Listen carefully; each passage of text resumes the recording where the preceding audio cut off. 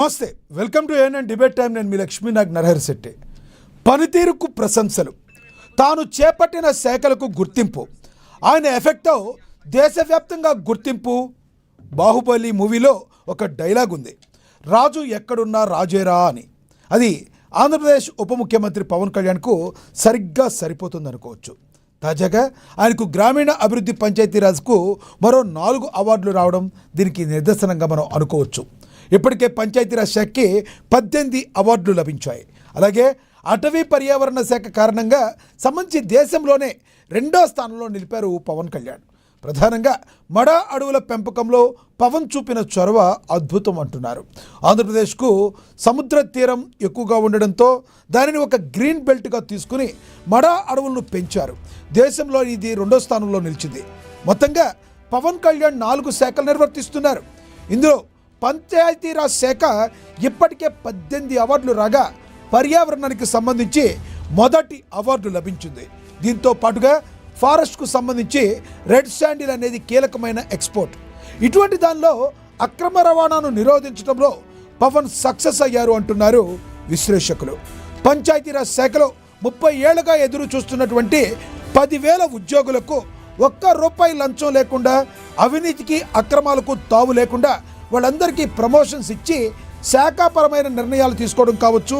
అలాగే మొత్తంగా పవన్ కళ్యాణ్ నిర్వర్తిస్తున్న 4 శాఖలకు సంబంధించి సమగ్రమైన సంస్కరణలు తీసుకురావడంలో పవన్ కళ్యాణ్ సక్సెస్ అయ్యి పరిపాలన పరుగులు పెట్టిస్తున్నారట. వీటితో పాటు గ్రామీణ నీటి సరఫరా, సైన్స్ అండ్ టెక్నాలజీకి సంబంధించి కూడా మరింత దృష్టి పెట్టనున్నారట. ఈ విధంగా ఆంధ్రప్రదేశ్ ఉప ముఖ్యమంత్రి పవన్ కళ్యాణ్ తన శాఖలకు న్యాయం చేస్తూ రాష్ట్రంలోనే కాక దేశవ్యాప్తంగా ప్రశంసలు అందుకుంటూ అనేక మందికి మార్గదర్శకంగా నిలుస్తున్నారని విశ్లేషకులు కితాబిస్తున్నారు. అంతేకాదు ఇది పవన్ మార్క్ అంటే అంటున్నారు, ఇది పవన్ మార్క్ అంటున్నారు. ఇంతకీ పవన్ సక్సెస్ని ఎలా చూడాలి, దీనికి కొలమానం ఏంటి? ఇదే అంశం గురించి ఈరోజు చర్చను కొనసాగిద్దాం. చర్చలో పాల్గొనేందుకు మనతో సిద్ధంగా ఉన్నారు, మనతో అందుబాటులో ఉన్నారు జనసేన నేత తిరుత్తని వేణుగోపాల్ గారు మనతో జూమ్ కాల్లో అందుబాటులో ఉన్నారు. అదేవిధంగా టీడీపీ అధికార ప్రతినిధి అజయ్ కుమార్ గారు మనతో అందుబాటులో ఉన్నారు. రాజకీయ విశ్లేషకులు సుధాకర్ గారు కూడా మనతో జూమ్ కాల్లో అందుబాటులో ఉన్నారు. స్టూడియోలో అందుబాటులో ఉన్నారు చిందేపల్లి మధుసూదన్ రెడ్డి గారు, వైసీపీ అధికార ప్రతినిధి, ఆయన మనతో అందుబాటులో ఉన్నారు స్టూడియోలో. ముందుగా మనం తిరుత్తని వేణుగోపాల్ గారితో మాట్లాడదాం. జనసేన నేత వేణుగోపాల్ గారు నమస్తే అండి. వేణుగోపాల్ గారు, ఫస్ట్ ఆఫ్ ఆల్ కంగ్రాచ్యులేషన్స్. ఎందుకంటే ఉప ముఖ్యమంత్రిగా పవన్ కళ్యాణ్ గారు నిర్వర్తిస్తున్న విధానం ఏంటో ప్రజలు చూస్తున్నారు. ఇక ఆయన తను నిర్వర్తిస్తున్న శాఖలకు సంబంధించి ఇప్పటికే పంచాయతీరాజ్ శాఖలో 18 అవార్డులు రావడం, ఇప్పుడు దానిలో 4 అవార్డులు ఉండటం అనేది చాలా గ్రేట్. అండ్ ఎలా చూస్తారు, రానున్న రోజుల్లో ఏ రకంగా ముందుకు వెళ్ళబోతున్నారు, ఏం చెప్తారు మీరు? సార్ లక్ష్మీనాథ్ గారు, మీకు అదేవిధంగా ప్యానెల్ పాల్గొంటున్న రాజకీయ నాయకులకి, మా టీవీ ప్రేక్షకులందరికీ నా నమస్కారం. సార్, ఈ రోజు భారతదేశంలోనే ఆంధ్రప్రదేశ్ గుర్తింపు తేవడానికి కూటమి ప్రభుత్వం ప్రయత్నం చేస్తా ఉంది. అదే కూటమి ప్రయత్నం రోజు పవన్ కళ్యాణ్ గారు మార్పు నేర్చుకుంటున్నారు.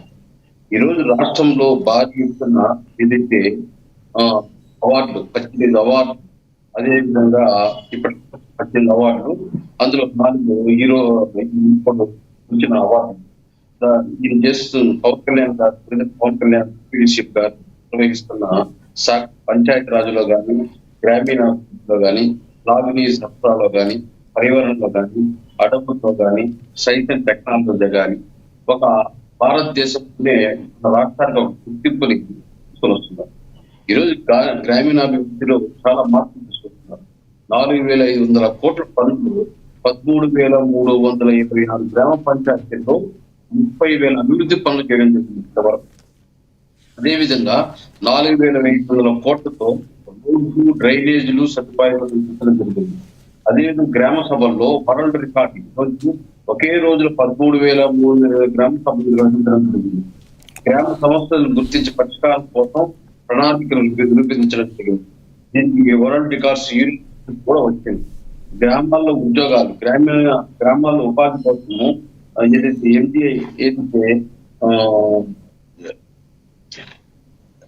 ఎంజీఎన్ఆర్ఈ ఏదైతే ఉందో దాని ద్వారా 7 కోట్లు నాన్ కేసు ఉద్యోగాలు సృష్టించేందుకు ప్రణాళిక చేయడం జరిగింది. 1.49 లక్షల జాబ్ కార్డులకి వేల మందికి పని గ్రామాల్లో రోడ్ల అభివృద్ధి, గ్రామ రోడ్లు మెరుగుపరచడము 2,000 కోట్ల దాకా రోడ్లు మరమ్మతులు చేయడం జరిగింది. గ్రామాల్లో కనెక్టివిటీ మెరుగుపరిచేలా చర్యలు తీసుకోవడం జరిగింది. తాగునీరు ప్రాజెక్టులో 7,910 కోట్లు భారీ తాగునీరు ప్రాజెక్టు ప్రారంభించడం జరిగింది. దాదాపు 1.25 కోట్ల ప్రజలు మంచి నీరు, శుద్ధమైన నీరు అందేలా ప్లాన్ చేయడం జరిగింది.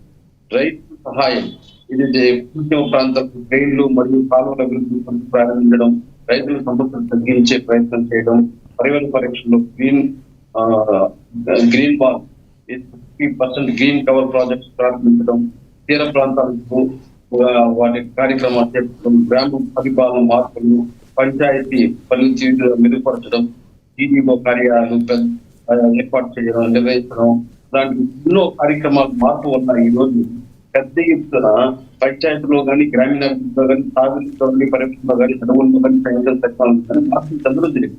అదేవిధంగా అడవుల్లో చూస్తే ఏదైతే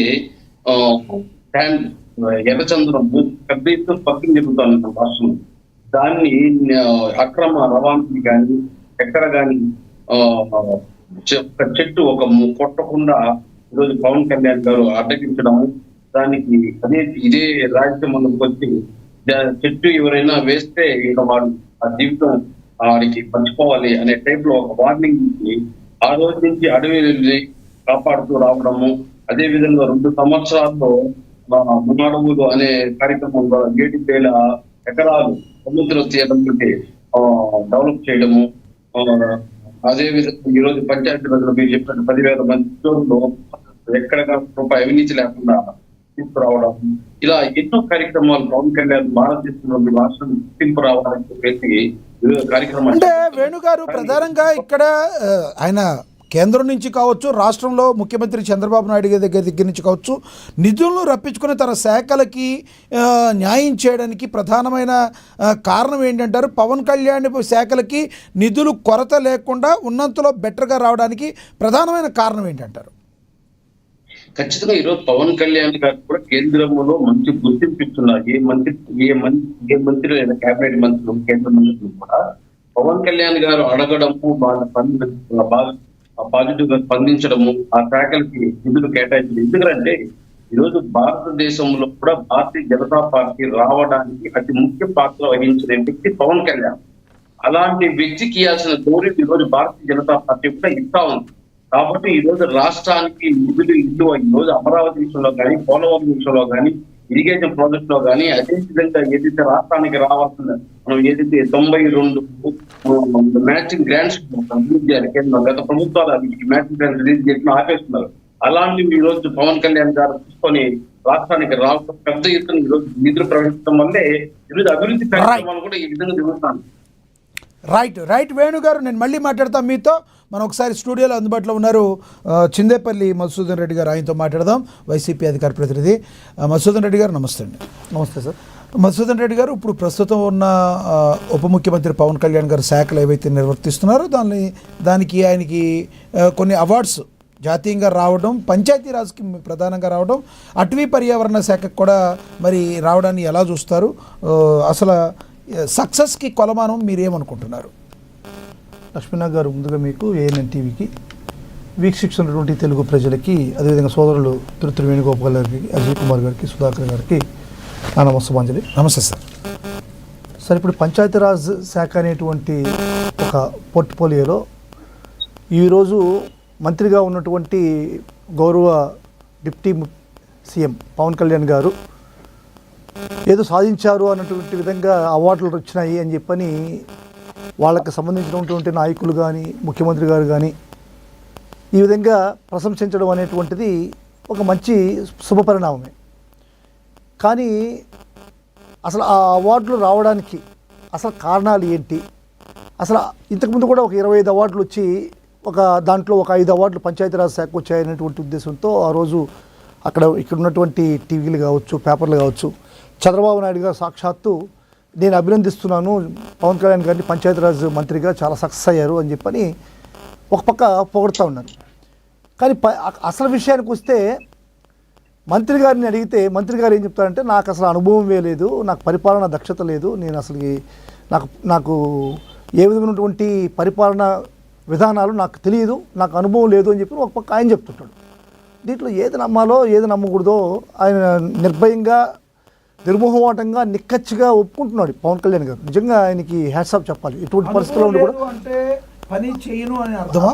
అదే నాకు అనుభవం లేదు. ఇప్పుడు అనుభవం లేకపోవడం మీరు ఇప్పుడు ఫ్లైట్ తోలగలుగుతారా? అనుభవం లేదంటే మీరు ఫ్లైట్ తోలుతారంటే కో పైలట్ గా ఉంటే నేర్చుకుంటారు. అది కదా ఆయన చెప్పింది. అది నేర్చుకుంటున్నారు. ఆయన అనుభవం లేదంటే మీరు కో పైలట్. ఇప్పుడు మిమ్మల్ని పైలట్ ఉప ముఖ్యమంత్రి ముఖ్యమంత్రిగా నాకు అనుభవం లేదన్నాడు ఆయన. అంతేగాని రాజ్యపాలనలో అనుభవం లేదు అంటున్నాడు. నాకు రాజ్యపాలనలో అనుభవం లేదు, నాకు ఏదో దక్షత లేదు. ప్రజలు చూస్తున్నారు, ప్రజలు చూస్తున్నారు. మీరు మాట్లాడేది ఆయన పవన్ కళ్యాణ్ గారు ఏమన్నారు మీకు తెలియదా? నాకు ముఖ్యమంత్రిగా అనుభవం లేదు. ముఖ్యమంత్రిగా కాదు సార్, నాకు ఫండ్స్ మెయింటైన్ చేయడం కానీ లేకుంటే పరిపాలన విషయాల్లో నేను ముందుకు పోవడం కానీ నాకు అనుభవం లేదన్నాడు. నిజంగా పవన్ కళ్యాణ్ గారు ఒప్పుకోవాలి సార్. ఇది మీరు ఒప్పుకోవట్లేదే. మీరెందుకు ఒప్పుకోవట్లేదు నాకు అర్థం కావట్లేదు. అసలు ఇంత నిర్భయంగా నిర్భీతిగా నిర్మోహమాటంగా నిక్కచ్చిగా పవన్ కళ్యాణ్ గారు ఒప్పుకుంటా ఉంటే మీరు ఒప్పుకోకపోవడం నాకు అర్థం అనిపించట్లేదు. ఒకటి సార్ చెప్పండి. ఇంతకుముందు పంచాయతీరాజ్లో కూడా ఒక 25 అవార్డ్స్ వచ్చాయి సార్. అప్పుడు కూడా మీకు ఆ వీడియో వినిపిస్తాను నేను. సాక్షాత్తు టీవీల్లో కూడా ఇదే మాట చెప్పారు.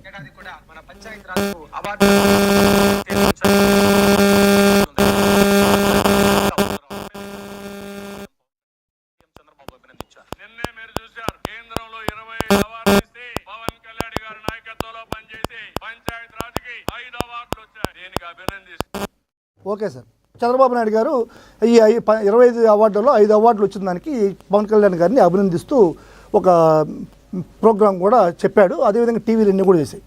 కానీ ఈ 5 అవార్డులు పంచాయతీరాజ్ పోర్టల్లో మనం బుయ్యగా చూస్తే ఈ అవార్డులు అప్రైజింగ్ ఇయర్ ఎప్పుడు అనేటువంటిది మనం చూసుకోవాలి.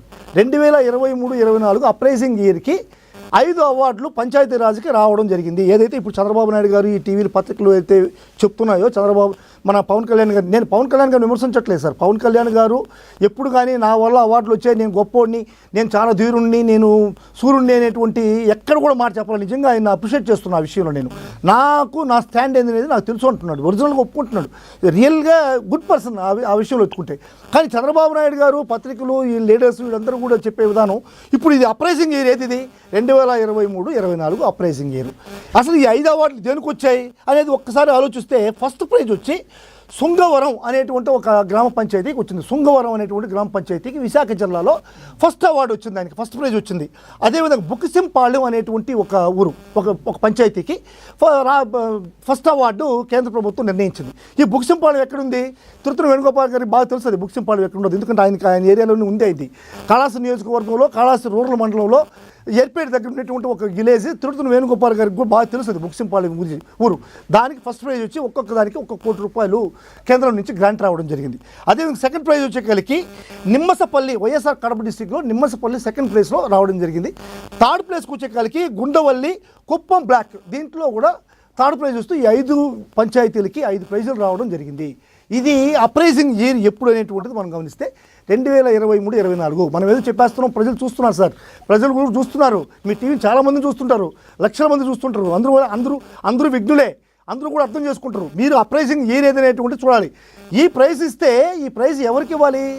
ఆ రోజు ఎవరైతే ఆ సంవత్సరం అప్రైజింగ్ ఇయర్లో ఉన్నటువంటి ముఖ్యమంత్రి గారు కానీ పంచాయతీరాజ్ శాఖ మంత్రి సంబంధించినటువంటి పెద్దిరెడ్డి రామచంద్రారెడ్డి గారు ఉన్నారో, పెద్దిరెడ్డి రామచంద్రారెడ్డి గారు చేసినటువంటి సంస్కరణలకి, పెద్దిరెడ్డి రామచంద్రారెడ్డి గారు చేసినటువంటి పనులకి, ఆయన యొక్క సమర్థతకి లభించినటువంటి ఈ 5 అవార్డుని చంద్రబాబు నాయుడు గారు తీసుకొచ్చి ఇప్పుడు గవర్నమెంట్ ఉంది కదా అని చెప్పిన ప్రభుత్వం అంటే ఈరోజు ఒకటి సార్, మీరు గుండెల మీద చెప్పండి, పంచాయతీరాజ్ వ్యవస్థ నిర్వీర్యం కావడంలో వైసీపీ పాత్ర. పంచాయతీరాజ్ నిర్వీర్యమా సార్? పంచాయతీరాజ్ వ్యవస్థ మీద అసలు ఏమన్నా మీరు దృష్టి పెట్టారు?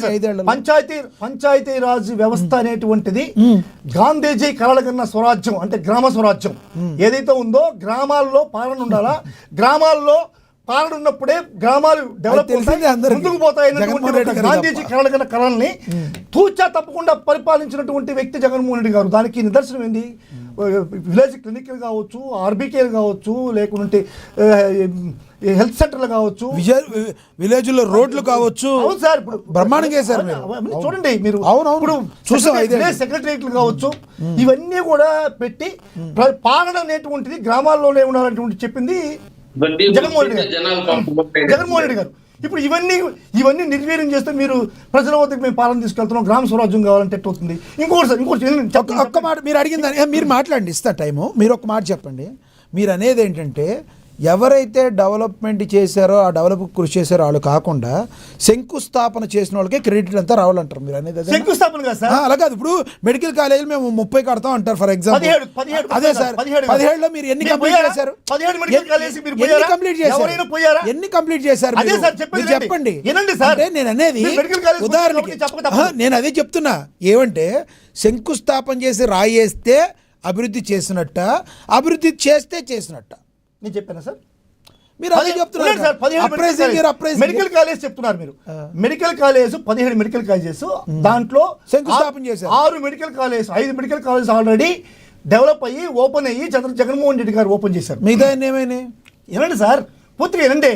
మీరు తెలుగుదేశం మరి మాట్లాడట తప్పు సార్.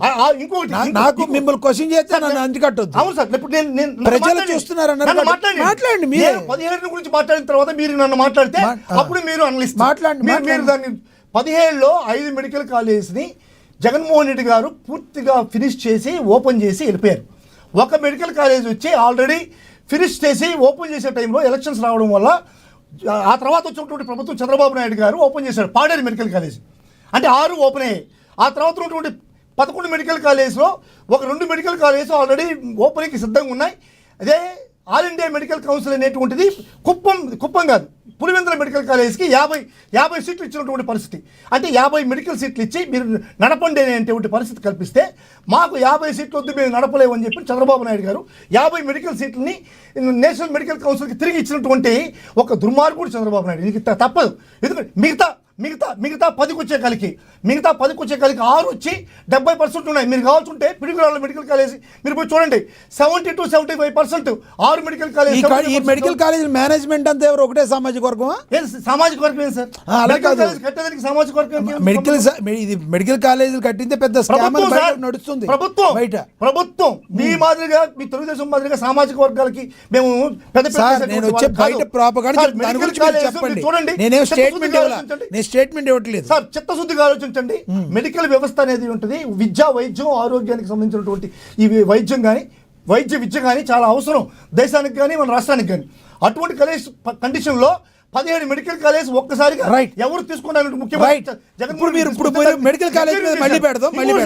ఒక్క మాట ఆగండి. మీరు ఇందాక మాట్లాడిన మాటలో శంకుస్థాపన చేస్తే అభివృద్ధి చేసేసారనుకుంటే ప్రతి దగ్గరికి వెళ్ళి రాజకీయ నాయకుడు ఒక శంకుస్థాపన చేసేస్తాడు. అది మొత్తం నాకు క్రెడిట్లు వేసేయాలంటారా? చంద్రబాబుకి అది వెనతో పెట్టిన విద్య. ఎందుకంటే ఇంకా 10-20 సంవత్సరాలుగా జరగబోయేటువంటి కార్యక్రమాలు కరోనా వ్యాక్సిన్ కనిపెట్టింది నేనే అంటాడు, సెల్ ఫోన్ కనిపెట్టింది నేనే అంటాడు, హైదరాబాద్ లో రింగ్ రోడ్. ఇప్పుడు ఈ పంచాయతీ ఇప్పుడు మీరు పంచాయతీలకి ఎక్కువ అవార్డులు రావడానికి ప్రధాన కారణం జగన్మోహన్ రెడ్డి అంటారు మీరు. జగన్మోహన్ రెడ్డి, పెద్దిరెడ్డి రామచంద్రారెడ్డి సార్. ఓకే, ఇంకోటి అసలు విషయం చెప్పాలి. రెడ్ శాండిల్స్ కూడా ఆయనేనండి సార్. రెడ్ శాండిల్స్ కూడా పెద్దిరెడ్డి రామచంద్రారెడ్డి గారు. ఆయన అటవీ శాఖ కూడా ఆయనే మెయింటైన్ చేశారు. అదే సార్, ఆయనే. ఇప్పుడు పోయిన తర్వాత జరిగినటువంటి రిఫార్మ్స్ ఏంది, ఎక్కడ ఎక్స్ట్రా ఫోర్స్ ఎక్కడ డిప్లాయ్ చేశాడో పవన్ కళ్యాణ్ గారు చెప్పాలి. ఎందుకు రెడ్ శాండిల్స్ డిప్లాయ్ చేసి చెప్పాలి. ఇప్పుడు రెడ్ శాండిల్స్ సంబంధించి అనేక టన్నులు పట్టుకున్నారు పవన్ కళ్యాణ్ గారు. ఎందుకు పెద్దిరెడ్డి రామచంద్రారెడ్డి గారు పట్టుకోలేకపోయారు? సార్ ఎవరు చెప్పారు పట్టుకోలేదని చెప్పి? పెద్దిరెడ్డి రామచంద్రారెడ్డి గారి టైంలో ఎన్ని టన్నులు, ఎన్ని వేల టన్నులు పట్టుకున్నారో మీరు చూడండి. ప్రభుత్వం అక్కడ ఏమి గమ్మనగా ఉండదు సార్. ప్రభుత్వ యంత్రాంగం ఏ ప్రభుత్వం మారినా ప్రభుత్వ యంత్రాంగం పనిచేస్తూ ఉంటుంది. అర్థమైందా? పెద్దిరెడ్డి రామచంద్రారెడ్డి గారి టైంలో ఈరోజు డిప్యూటీ సీఎం ఒక సినిమా యాక్టర్ కాబట్టి ఆయన పోయిన దగ్గరికి మీడియా పోతుందని ఒక దీంతో మీకు ప్రజలకు ఎక్స్పోజ్ అవుతుంది. అంతేగాని పెద్దిరెడ్డి రామచంద్రారెడ్డి దీనికన్నా ఎక్కువగా పనిచేశాడు ఫారెస్ట్ డిపార్ట్మెంట్లో. పెద్దిరెడ్డి రామచంద్ర రెడ్డి దీనికన్నా ఎక్కువగా పనిచేశాడు పంచాయతీరాజ్లో, దీనికన్నా ఎన్విరాన్మెంట్లో ఎక్కువ పనిచేశాడు పెద్దిరెడ్డి రామచంద్ర రెడ్డి గారు. మీరు పెద్దిరెడ్డి రామచంద్ర రెడ్డి గారు చేసినటువంటి రిఫార్మ్స్ ఈ రోజు ఫలాలుగా వస్తున్నాయి. అప్రైజింగ్ ఇయర్ 23-24 అండి. అప్రైజింగ్ ఇయర్ ఈ రోజు 5 అవార్డులు తీసుకున్నారు సార్. ఒకటి సార్ పెట్టుకున్నారని చెప్పండి. ఏదో జనం కళ్ళు మూసుకోండి. తృప్తులు వేణుగోపాల్ చెప్పు. అయ్యా మాజీ వైఎస్ఆర్సీపీ నాయకుడు చెప్పు. ఏదో మాజీ తృప్తులు వేణుగోపాల్ మాజీ వైఎస్ఆర్సీపీ నాయకుడు ఏదో చెప్పు. ఒక్క నిమిషం మసూదన్ రెడ్డి గారు మసూదన్ రెడ్డి గారు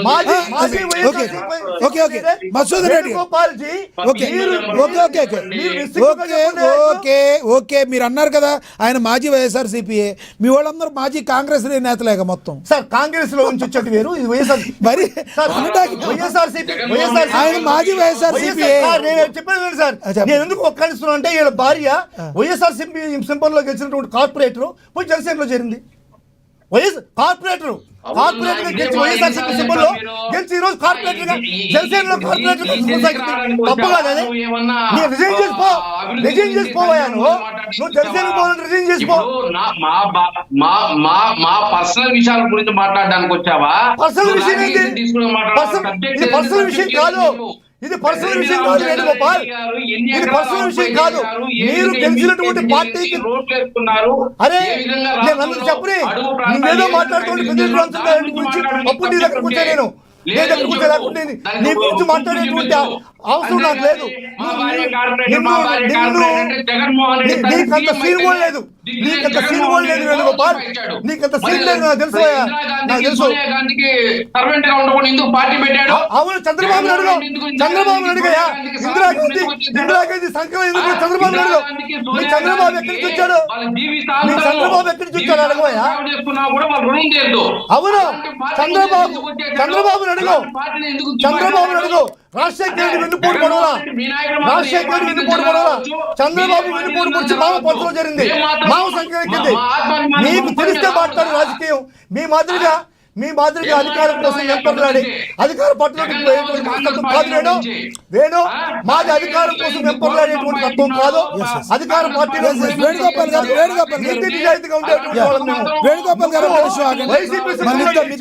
సిగ్గు సెరవు లేకుండా నువ్వు జనసేనలోకి వెళ్ళావు, ఏం చేయకుండా సిగ్గు సెరవు లేకుండా వెళ్ళావు. నువ్వు ఒక నాయకుడిగా నువ్వు ఒక మనిషిగా మాట్లాడుతున్నావు. ఏందా నువ్వు మాట్లాడేది? నీకు లేదా నువ్వు రాజీనామా చేసి వ్యక్తిగతంగా రాజీనామా చేసి పోయి ఉండాలి నువ్వు. ఒక్క నిమిషం ఇద్దరు ఆగండి, నేను మళ్ళీ ఇస్తాను. ఇద్దరు కాసేపు ఆగండి, రెస్ట్ తీసుకోండి, మళ్ళీ ఇస్తాను ఇద్దరికి. టీడీపీ అధికార ప్రతినిధి అజయ్ కుమార్ గారు ఉన్నారు, ఆయనతో మాట్లాడుతున్నారు. మళ్ళీ ఇస్తా ఆగండి. అజయ్ కుమార్ గారు మాట్లాడండి సార్. నమస్తే సార్, టీడీపీ అధికార ప్రతినిధి అజయ్ కుమార్ గారు. లక్ష్మీనాథ్ గారు, మీకు సోదరుడు సుధాకర్ గారికి, మధుసూదన్ రెడ్డి గారికి, వేణుగోపాలన్నకి ప్రేక్షకులు గుడ్ ఆఫ్టర్నూన్ అండి. కూటమి ప్రభుత్వం అధికారంలోకి వచ్చిన తర్వాత పంచాయతీరాజ్ వ్యవస్థకి ఆర్థిక స్వేచ్ఛ అవటం జరిగింది లక్ష్మీనాథ్ గారు. ఈ రోజు పవన్ కళ్యాణ్ గారి పనితీరుకి అవార్డులు వస్తా ఉన్నాయి. ఖచ్చితంగా మనం ఆయన్ని పార్టీలకు అతీతంగా పవన్ కళ్యాణ్ గారిని ప్రశంసించి తీరాల్సిందే. ఎందుకంటే 2 సంవత్సరాల కూటమి పరిపాలనలో ఈ రాష్ట్రంలో ఏ విధంగా పంచాయతీరాజ్ శాఖ గాని, అటవీ శాఖ గాని, పవన్ కళ్యాణ్ గారు నిర్వహిస్తున్న శాఖలు, ఆ 4 శాఖలు నారా చంద్రబాబు నాయుడు గారి నాయకత్వంలో ఏ విధంగా ఆయన పరుగులు పెట్టిస్తా ఉన్నాడు, ఏ విధంగా రిఫార్మ్స్ తీసుకొస్తా ఉన్నాడు, ఏ విధంగా ఆయన అవినీతి రహితంగా ఆ 4 శాఖలను ఆయన పరిపాలిస్తా ఉన్నాడు, మిగతా శాఖలతో పాటు మిగతా మంత్రులతో పాటు కూడా. లక్ష్మీనాథ్ గారు, గతంలో 2019-24 మధ్య లక్ష్మీనాథ్ గారు పంచాయతీరాజ్ శాఖకి 65,974 కోట్ల రూపాయల బడ్జెట్ లో కేటాయింపులు జరిగితే వీళ్ళు 5 సంవత్సరాల పరిపాలనా సమయంలో ఖర్చు చేసింది 58,456 రూపాయలు మాత్రమే. లక్ష్మీనాథ్ గారు, అంటే కేటాయింపుల్లో కూడా పూర్తిగా ఖర్చు చేయని ప్రభుత్వం నాయకుడు జగన్మోహన్ రెడ్డి గారు. 2025-26కి కూటమి ప్రభుత్వం 16,739 కోట్లు కేటాయింపులు జరిగితే పూర్తిగా ఖర్చు చేసి ఇంకా అదనంగా ఖర్చు చేయడం జరిగింది.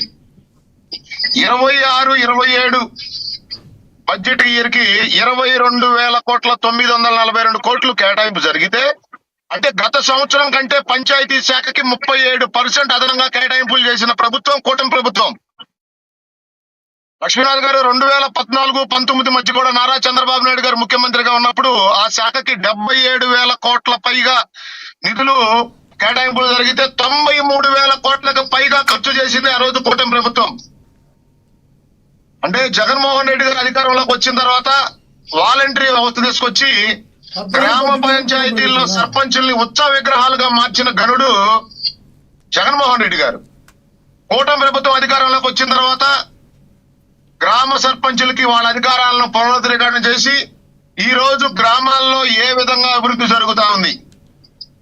లక్ష్మీనాథ్ గారు ఈ 24 నెలల కూటమి ప్రభుత్వ పరిపాలనా సమయంలో 3,800 కోట్ల రూపాయలతో 6,000 కిలోమీటర్ల సిసి రోడ్లు, 1,300కు పైగా బీటీ రోడ్లు, గోకులాలు 20,000కు పైగా, 12,000కు పైగా నీటి తొట్టులు, 20,000కు పైగా పంట కుంటలు, ఈ విధంగా పంచాయతీరాజ్ శాఖలో అభివృద్ధి చేసుకుంటూ పోతూ ఈ రోజు అవార్డులు తీసుకొస్తే వైఎస్ఆర్సీపీ పార్టీకి ఉన్న జబ్బు నారా లోకేష్ గారు చెప్పడం జరిగింది. క్రెడిట్ చోరీ, ప్రతి దానికి మేమే చేశాం, ఈ రోజు జరుగుతున్న అభివృద్ధి కానీ ఏదైనా ఇది మాదే, మా జగన్మోహన్ రెడ్డికే దక్కాలి.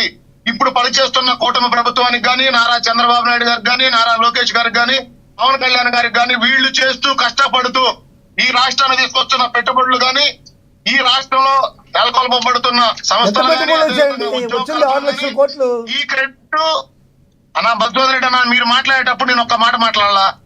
మీరు చంద్రబాబు నాయుడు గారిని కూడా పర్సనల్ గా దూషించారు, ఆయన నేను అడ్డురాలా? నేను అయిపోయిన తర్వాత మీరు మాట్లాడండి, నేను నెంబర్ తో సహా చెప్తా ఉన్నా. మీలాగా వేగ్గా చెప్పడం లేదు. పెద్దిరెడ్డి రామచంద్రారెడ్డి గారు భయంకరంగా పరిపాలించాడంట, ఆయనకు దక్కాల్సిన గౌరవం వాళ్ళ పవన్ కళ్యాణ్ గారికి దక్కుతా ఉందంట. మరి ఐదు అవార్డులు ఎవరికి వచ్చాయండి?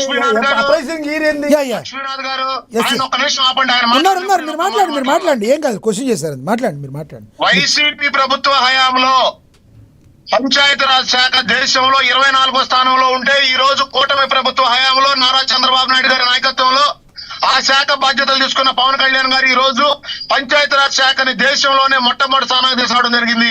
ఇది కూడా పెద్దిరెడ్డి రామచంద్రారెడ్డి గారికి, జగన్మోహన్ రెడ్డి గారికి క్రెడిట్ ఇవ్వాల్సిందేనా? లక్ష్మీనాథ్ గారు, మిమ్మల్ని మీ ద్వారా నేను మధుసూదన్ రెడ్డి అని అడుగుతా ఉన్నా సూటిగా. అదే విధంగా వైఎస్ఆర్సీపీ ప్రభుత్వ హయాంలో చెత్త పన్ను కూటమి ప్రభుత్వ అధికారంలోకి వచ్చిన తర్వాత మేము ఆ చెత్త పన్ను తొలగించడం జరిగింది. 15వ ఆర్థిక సంఘ నిధుల్ని వీళ్ళు ఏ విధంగా దారి మళ్లింపు చేసి, ఏ విధంగా 100 కోట్ల రూపాయలు పెండింగ్ నుంచి ఏ విధంగా గ్రామాల్లో వీళ్ళు నేను ఇంకో విషయం అడుగుతా ఉన్నా మీ ద్వారా మధుసూదన్ రెడ్డి అని, గిరిజన ప్రాంతాల్లో ఎక్కడన్నా మీరు 1 కిలోమీటర్ రోడ్డు వేశారా? ఉపాధి హామీ ఆ రోజు 5 లక్షల జాబ్ కార్డులు తీసేసిన గనుడు మీరు. ఈ రోజు కూటమి ప్రభుత్వం అధికారంలోకి వచ్చిన తర్వాత 3 లక్షల జాబ్ కార్డుల్ని పునరుద్ధరించడం జరిగింది. అదే విధంగా వైఎస్ఆర్సీపీ ప్రభుత్వ హయాంలో ఉపాధి హామీ పథకాన్ని మీ వైఎస్ఆర్సీపీ పార్టీ నాయకుల ఆదాయ వనరుగా మార్చుకొని 1,300 కోట్ల రూపాయలకు పైగా దోచేసిన ప్రభుత్వం మీది. ఈ రోజు ఉపాధి హామీ పథకాన్ని డైరెక్ట్ గా ఉపాధి హామీ కూలీలకి అకౌంట్ లో జమ చేస్తా ఉంది ఈ రోజు కూటమి ప్రభుత్వం. ఆ 2019-24 మధ్య ఈ రాష్ట్రంలో ఏ విధంగా రెడ్ శాండిల్ స్మగ్లింగ్ జరిగింది, దానికి ఏ విధంగా పెద్దిరెడ్డి రామచంద్రారెడ్డి గారు నాయకత్వం వహించాడు, ఈ రోజు అది కూటమి ప్రభుత్వం అధికారంలోకి వచ్చిన తర్వాత ఏ విధంగా రెడ్ శాండిల్ స్మగ్లింగ్ అరికట్టడం జరిగింది. మీరు రెడ్ శాండిల్స్ అంటున్నారా, రెడ్డి శాండిల్స్ అంటున్నారా? కాదు, మీరు రెడ్డి శాండిల్స్ అంటున్నారా, రెడ్ శాండిల్స్ అంటున్నారా? అర్థం కాలేదు. Red sandal, red, okay. Red sandal smuggling ఆ రోజు ఏ విధంగా వీళ్ళ ఆదాయ వనరుగా మార్చుకుంటే ఈ రోజు కూటమి ప్రభుత్వం అధికారంలోకి వచ్చింది. సార్, అలా ఆదాయ వనరుగా మార్చుకుంటే ఇప్పుడు ప్రభుత్వం ఒక నిమిషం ఇప్పుడు ప్రభుత్వం ఆగండి సార్, ఇప్పుడు ప్రభుత్వం మీద ఉంది, మీరు చేసే ఆరోపణలు నిజం ఉంటే మీరు వాళ్ళ మీద చర్యలు తీసుకోవచ్చు కదా, ఎందుకు ఊరికి ఆరోపణలు చేసి చెప్పండి. ఒక్క నిమిషం లక్ష్మణ్ గారు, ఎవరెవరు జైలుకు వెళ్లారు? మేము అధికారంలోకి వచ్చిన తర్వాత గంగిరెడ్డి అక్కడ జైలుకు వెళ్ళాడా లేదా? అందరి మీద యాక్షన్ తీసుకోవడం జరిగింది లక్ష్మీనాథ్ గారు. ప్రభుత్వం కాదు, మెడికల్ కాలేజీలు అన్ని తిరిగి చూపించడం జరిగింది. ఏ మెడికల్ కాలేజీలు పునాదుల దశలో ఉన్నాయి, ఏ రకంగా పిచ్చి కంపు ఉంది అక్కడ, వీళ్ళు చేసిన అభివృద్ధి ఏంటో మేము రాష్ట్ర ప్రజలందరికీ ఆ 17 మెడికల్ కాలేజీలు చూపించడం జరిగింది. ఈ రోజు ఏదో ఒక బసవన్ రెడ్డి అన్న మా జగన్మోహన్ రెడ్డి ఆహా ఓహోనే డప్పు కొట్టుకుంటే వినటానికి రాష్ట్ర ప్రజలు సిద్ధంగా లేరు. 5 సంవత్సరాల విధ్వంసకార్య పరిపాలన దోపిడీ విధానాన్ని రాష్ట్ర ప్రజలు చీకొట్టారు కాబట్టి కనీస ప్రతిపక్ష హోదా ఇవ్వలేదు వైసీపీకి. అది ఇప్పటికైనా గుర్తుంచుకోవాలి. ఈ రోజు ప్రభుత్వం, కూటమి ప్రభుత్వం అధికారంలోకి వచ్చిన తర్వాత ప్రతి మంత్రిత్వ శాఖని ఏ విధంగా ట్రాన్స్పరెంట్ గా, అవినీతి రహితంగా నారా చంద్రబాబు నాయుడు గారి నాయకత్వంలో పరిపాలన జరుగుతూ ఉంది. అదే విధంగా పవన్ కళ్యాణ్ గారు ఏ విధంగా ఆయన నిర్వహిస్తున్న 4 శాఖల్లో అవినీతి రహితంగా ఏ విధంగా సంస్కరణలు తీసుకొచ్చి ఆయన ఏ విధంగా శాఖలను అభివృద్ధి చేస్తూ పంచాయతీ రాజ్ వ్యవస్థలో సమూల మార్పులు తీసుకొచ్చి ఈ రోజు గ్రామ పంచాయతీలు ఏ విధంగా అభివృద్ధి జరుగుతా ఉంది. లక్ష్మీనాథ్ గారు ఇంకొక మాట చెప్తాను, జల జీవన మిషన్. ఆ రోజు ఏ విధంగా జల జీవన మిషన్ అడ్డు పెట్టుకొని 4,000 కోట్లకు పైగా దోచేసిన గనులు వైసీపీ ప్రభుత్వం అయితే ఈ రోజు కూటమి సార్ వ్యక్తిగతంగా వద్దు సార్. అవును సార్, 4,000 కోట్లు పోయేసారు జల జీవన్ మిషన్ అంటున్నారు. ఆధార రహితంగా మాట్లాడితే ఎట్టా? ఆధార రహితంగా మాట్లాడకూడదు ఎప్పుడు కానీ. మీరు ఏదైనా సరే ఆధార రహితంగా మాట్లాడుతూ ఉంటారు. మీరు జల జీవన్ మిషన్ 4,000 కోట్లతో చేస్తే మీ చంద్రబాబు నాయుడు ఏం చేస్తున్నాడు? పవన్ కళ్యాణ్ ఏం చేస్తున్నాడు? మీ మంత్రిత్వ శాఖ తెలియదు పవన్ కళ్యాణ్కి ఏం చెప్తున్నాడు? జగన్మోహన్ రెడ్డికి అవార్డు వచ్చింది. జగన్మోహన్ రెడ్డికి ఆంధ్రప్రదేశ్ ప్రజలు అవార్డు ఇచ్చారు. కనీస ప్రతిపక్ష హోదా కూడా ఇవ్వకుండా మీరేమి అవార్డు ఇవ్వాల్సిన అవసరం లేదు. 40% ఓట్ బ్యాంక్ ఉంది మాకు. 40% ఓట్ బ్యాంక్ ఉంది. 6%, 7% ఓట్ బ్యాంక్ తో ఉన్నటువంటి మీరు మాట్లాడాల్సిన అవసరం లేదు. మీరు ముగ్గురు వచ్చి మాట్లాడాల్సిన అవసరం లేదు మాకు. అర్థమైందా? ఆంధ్రప్రదేశ్ ప్రజలకు అవార్డు ఇవ్వడం జరిగింది మీ జగన్మోహన్ రెడ్డికి. ఇప్పటికైనా పద్ధతి మార్చుకోండి. మీకున్న జబ్బు మానుకోండి. ఆ క్రెడిట్ చోరీ జబ్బుని మానుకోండి. క్రెడిట్ చోరీ ఏమిటో రాష్ట్ర ప్రజలు ఎందుకు చూస్తున్నారు? ఆంధ్రప్రదేశ్ లో క్రెడిట్ చోరీ ఏమిటో రాష్ట్ర ప్రజలు ఎందుకు చూస్తున్నారు? ప్రతి ఒక్కటి కూడా చంద్రబాబు నాయుడు గారు ఓన్ చేసుకోవడం అనేటువంటి ఆయన వెనుక పెట్టిన విద్య.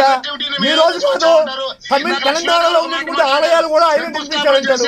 బాసరా, కీసరా, సమ్మక్క సారపక్క, వేదాద్రి, భద్రాద్రి కూడా నేనే నిర్మించానంటాడు. ఆయనకి అవతలకి హద్దులు లేవు.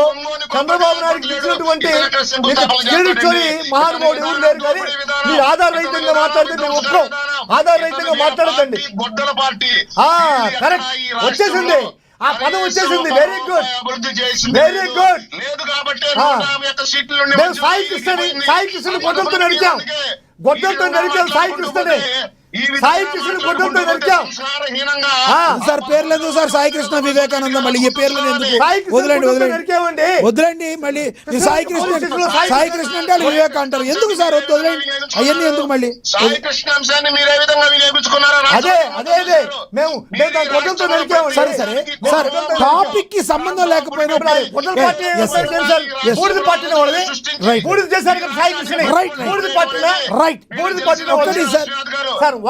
నారా చంద్రబాబు నాయుడు గారి నాయకత్వంలో నారా లోకేష్ గారు, పవన్ కళ్యాణ్ గారు ఏ విధంగా కృషి చేస్తా ఉన్నారు? ఈ రాష్ట్రానికి పెట్టుబడులు ఏ విధంగా వస్తా ఉన్నాయి? 1,70,000 కోట్ల అప్పు నారా చంద్రబాబు నాయుడు నాయకత్వంలో పవన్ కళ్యాణ్ గారు, లోకేష్ గారి యొక్క పనితీరులో 3,70,000.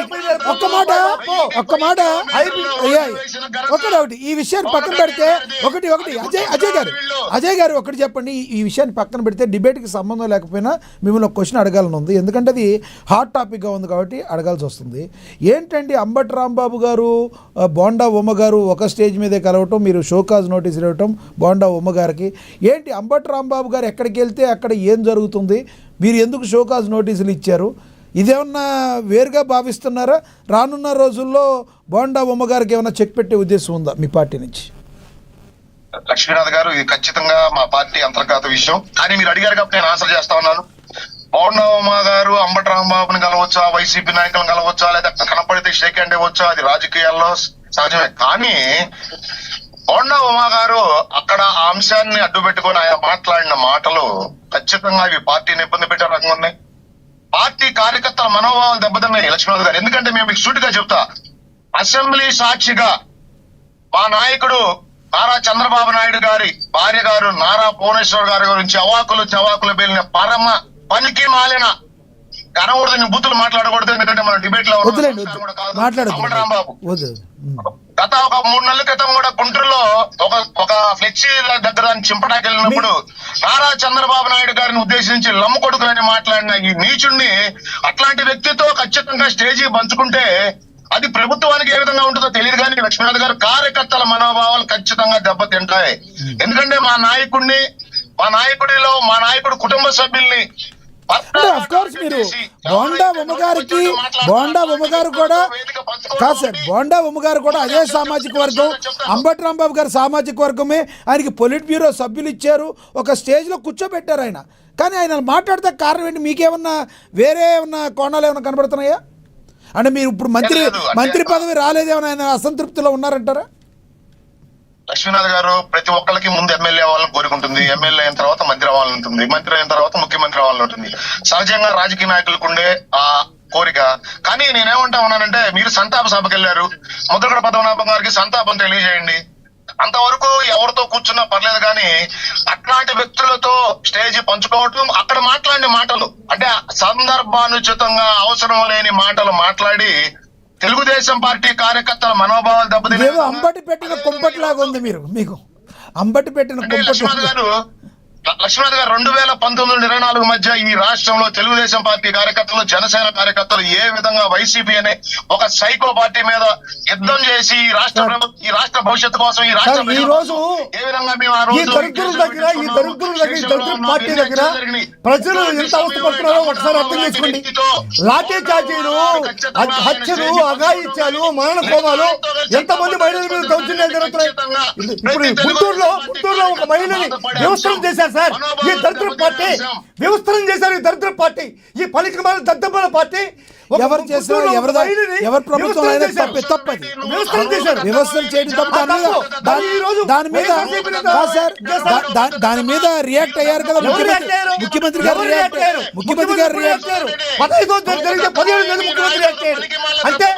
అంటే సోషల్ మీడియాలో వైఎస్ఆర్ కాంగ్రెస్ పార్టీ రియాక్ట్ అయిన తర్వాత ముఖ్యమంత్రి రియాక్ట్ అవుతారా? అదే కావల్లో జరిగింది. ఇప్పుడు దాకా రియాక్ట్ కాదా? కావల్లో చిరుచులు మహిళని వ్యవస్థను చేశారు, ఈ వరకు రియాక్ట్ కాదా? పనికి మాలిన దత్తన్నాడు రాష్ట్రంలో మీ జగన్మోహన్ రెడ్డి,